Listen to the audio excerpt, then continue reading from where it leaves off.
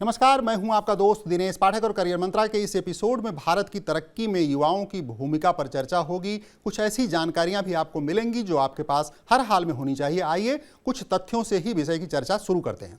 पूरी दुनिया की जीडीपी लगभग 100 लाख करोड़ डॉलर है। भारत की जीडीपी 3.5 लाख करोड़ डॉलर से ज्यादा है। मतलब दुनिया की जीडीपी में भारत का योगदान 3.5% है। दुनिया के 17.5% से अधिक लोग भारत में रहते हैं।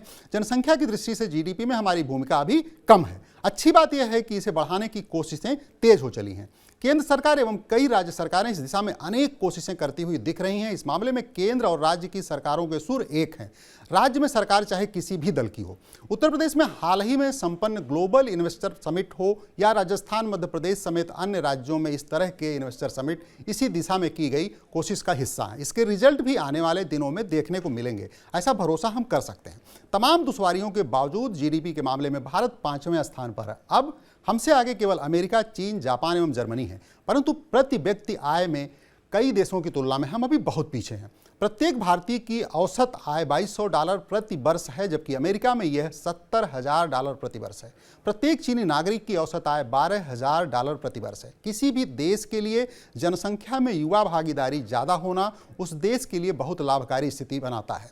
वह भी तब जब विकसित देशों Japan, Germany, America, Britain, Australia, चीन, कनाडा आदि में जन्म दर बहुत कम हो चुकी हो। इन देशों में प्रौढ़ नागरिकों की जनसंख्या तेजी से बढ़ती जा रही हो, युवा जनसंख्या का अभाव हो, तब भारत युवा आबादी को उम्मीदों से देखना जाना चाहिए।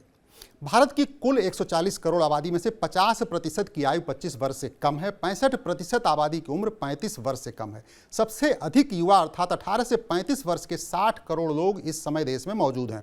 भारतीयों की औसत आयु मात्र 29 वर्ष है, जबकि चीन के नागरिकों की औसत आयु 37 वर्ष एवं जापान के नागरिकों की औसत आयु 48 वर्ष है। पूरे विश्व की निगाहें आज भारत पर टिकी हुई हैं।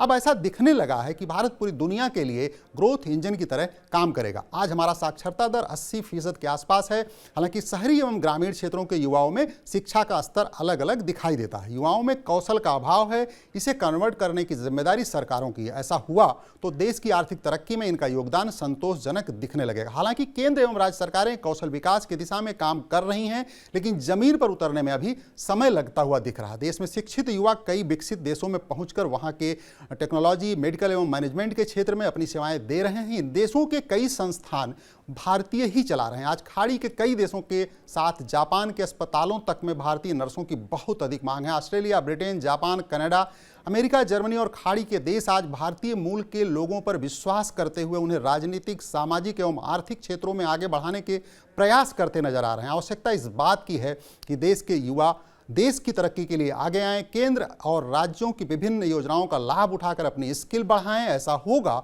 तो विकासशील भारत को विकसित भारत बनने में ज़्यादा वक्त नहीं लगेगा। इस एपिसोड में बस इतना ही। नमस्कार।